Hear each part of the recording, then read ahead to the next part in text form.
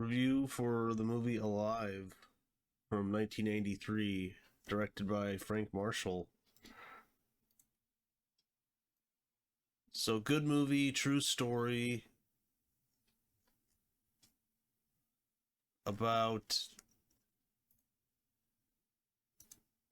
this group of soccer players, and they crash in South America, and they are stranded in the middle of nowhere, freezing cold. You got the Chilean mountains. They're like right in the middle of it. To the east is to the east. No, to the west is Chile. Um, and at first they're thinking, okay, we're gonna get rescued. There are some rescue planes that fly by, but none of them see them. And after a few weeks, they have a radio. They hear that the search has been called off. They just assume they're all dead. So they are slowly trying to survive and hopefully get out. Um, so Ethan Hawke's in this. He's probably the biggest actor in it. He's very good. But, Ethan Hawke's always really good, I would say. The director is Frank Marshall. He's more known for producing, though. He directed Arachnophobia, this, Congo.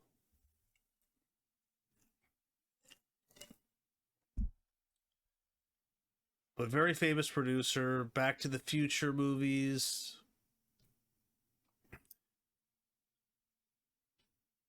Indiana Jones. Is it just the first? Did he did the third one too, right? Yeah, The Last Crusade. Oh, he did The Driver, associate producer, and The Warriors, Poltergeist, Twilight Zone, the movie, Gremlins, The Color Purple. So a bunch of Spielberg stuff. Who Framed Roger Rabbit? Did he do Star Wars? I don't think so. No, I don't think so. But great producer. I don't know. I think this is probably his best movie. Because I haven't seen Arachnophobia in a long time. I remember rewatching it thinking it wasn't that amazing, really. And Congo, I don't really remember. I know it got terrible reviews at the time. But yeah, I really enjoy this movie. I saw it a long time ago. Figured I'd rewatch it. I think it's a really good movie to, it kind of makes you appreciate what you have. Because these guys were very famous. A lot of them are probably they come pretty rich, but then they crash into this area. They have nothing. They're starving. They're slowly freezing to death. A lot of them had died in the crash. This one lady in the crash, she was pinned underneath this seat. All of her legs were crushed. They couldn't get her out of the seat. So she spent like a day or two just in terrible pain. Then she finally dies. Um, oh, they're Uruguayan. Okay. Rugby team has no choice but to turn to desperate measures in order to survive. So, and Ethan Hawke is actually knocked out. I think he has a really bad concussion in the beginning. He's not in the first like third of the movie.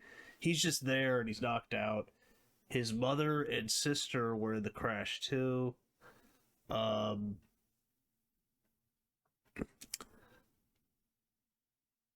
so and they have a little bit of food, a little bit of they have some water. Water isn't a problem because there's snow everywhere, and they just melt it and put it in bottles. They have like I think like six or eight, some 6, 7, 8 bottles of wine. Someone had wine. One of the pilots. I don't know if they go into why the plane crashes.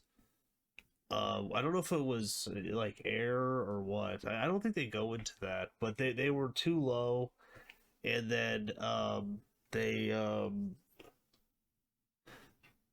clip one of the wings on a mountain, and hit the ground. The fuselage breaks apart. Bunch of them die, and then they're basically living in the fuselage. Like half of it, they pile up the chairs and luggage to create kind of a wall to keep the freezing cold out, as much as that could does. And yeah, they're basically slowly dying. So, but yeah, I like the movie. Like I said, from what I've seen, it's probably Frank Marshall's best directing effort. I mean, he's produced some of the best movies of all time, so he's a great producer. And let's see who else is in this. Oh yeah, Ileana Douglas.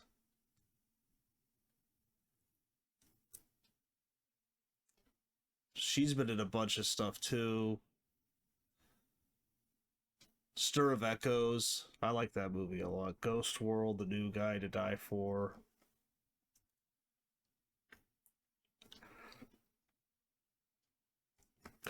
And her husband is in the crash with her. So, but if you haven't seen it, I'd recommend it. It's a pretty straightforward movie, but I think it's pretty good though. It's a good story, true story. So, all right, well, I'll go into spoilers now. So, yeah, they're slowly dying. Ethan Hawke's mother dies in the crash. His sister is severely injured. I think she has a bad concussion also, and some other injuries. He awakes, and a little bit later, his sister dies. So, and they're putting everyone outside of the plane that dies. Um, they try to go to find help. They don't find anything. They come back. Then they try and go and find the fuselage, the back of the plane, because they want to get the radio working, but they need the batteries. The batteries are on the back of the plane. And I don't know if they get it the first time they go, but they finally find it. But they're not able to transport the batteries because they're very heavy. So there's all these setbacks. They find some more food there. They go back. Um, and they're running out of food, so they're running out of energy. So they make the decision that they begin to have to eat the dead bodies. And this movie's kind of famous because they like eat the dead bodies like their butts because there's a bunch of meat there. People kind of like make fun of that part of the movie. But they don't want to do it. They think it's disgusting. So, but they have to do it to survive. And they're all very religious except for one guy who's an agnostic. Because they're all I think Catholic.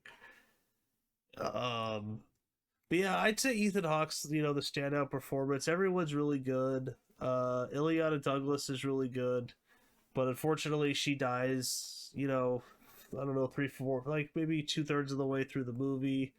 Her husband is devastated, but he has kids at home, so that kind of pushes him to survive because he wouldn't really eat.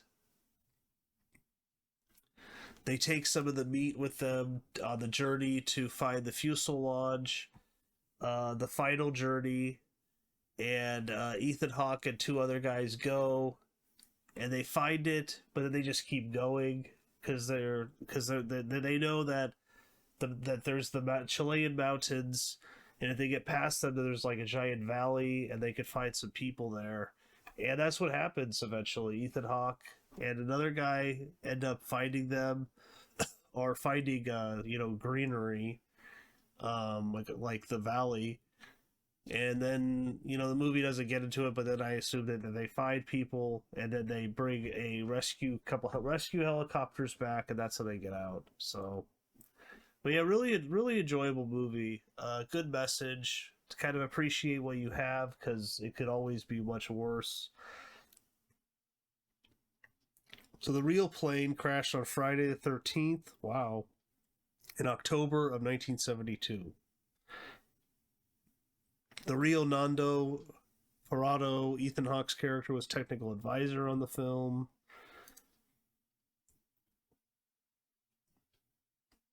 Uruguayan television reported in 2005 that an American hiker in the Andes stumbled across the wallet of a survivor from the 1972 plane crash.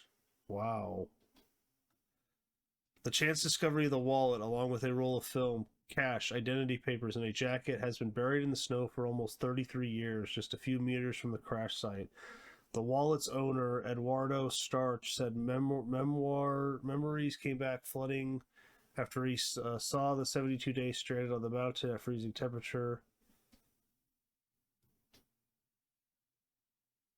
So, shot in sequence, an unusual practice for the film of this size. The valley where the plane crashed is known as the Valley of Tears.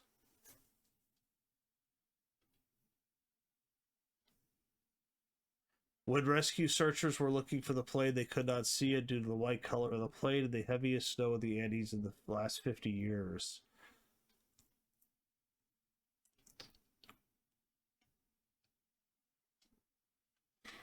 But yeah, there's also avalanches, and they get trapped inside the fuselage. A bunch of them die that way too. Terrible deaths.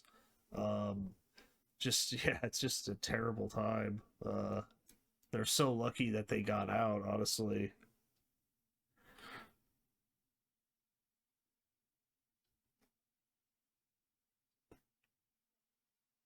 Ethan Hawke refused to grow a beard for the film. He maintained his goatee throughout the entire filming of the movie. That is true. Like, they would all have beards. Although the plane crashed in the Andes, most of the mountain shots were filmed in the Canadian Rockies.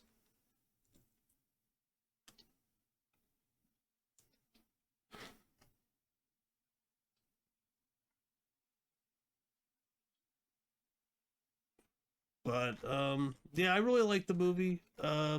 Check it out. It's a solid movie. It's well made. You know, definitely some great acting, and yeah, good movie. But if you enjoyed the review, give me a like below. It really helps with the algorithm. And like, comment, subscribe, and see you next time.